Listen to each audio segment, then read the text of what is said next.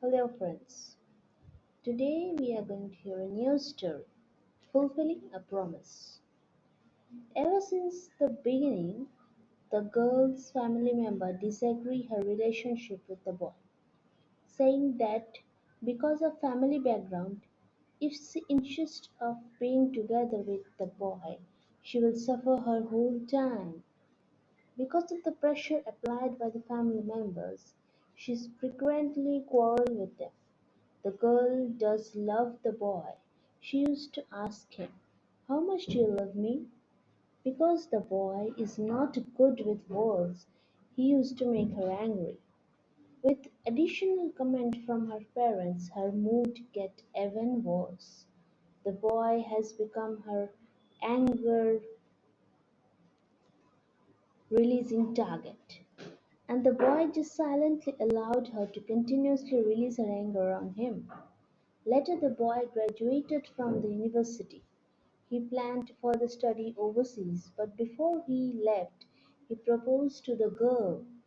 "I don't know how to say nice words, but I do know that I love you. If you agree me, I am willing to take care of you the whole life. About your family members, I will work hard to convince them and agree on us. Marry me, will you?" The girl agreed, and her parents, looking at the effort shown by the boy, agreed with them. Finally, before the boy go overseas, they were engaged. The girl stayed back in the hometown, stepped into the working society, whereas the boy continues his study overseas. They maintained their relationship through telephone and letters, although time is difficult to get through with, but both of them never gave up. One day the girl left home for work. As usual, on her way to the bus stop, occurred lose control and knocked her down.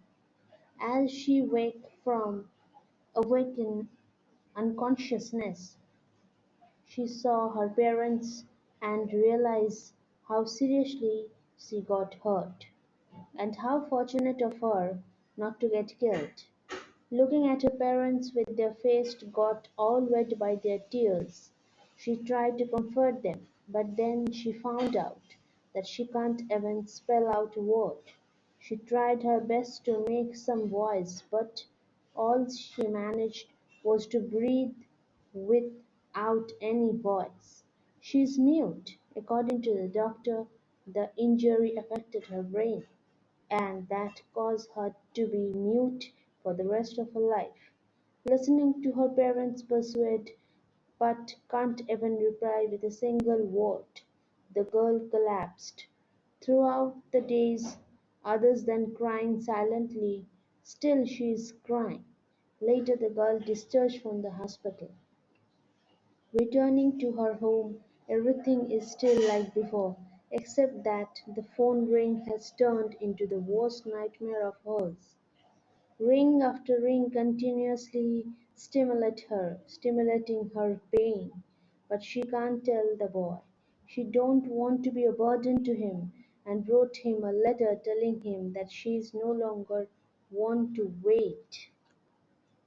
The relationship between them has ended, and Evan returned him the engagement ring. Facing the letters and telephone from the boy, all she can do is to allow tears falling from her eyes. Her father decided to move after seeing the pain she suffered, hoping that she could forget everything and be happier into a new environment. The girl started to learn slowly, picking up sign languages and start over again and again, also telling herself to forget the boy. One day her best friend tell her that the boy's back.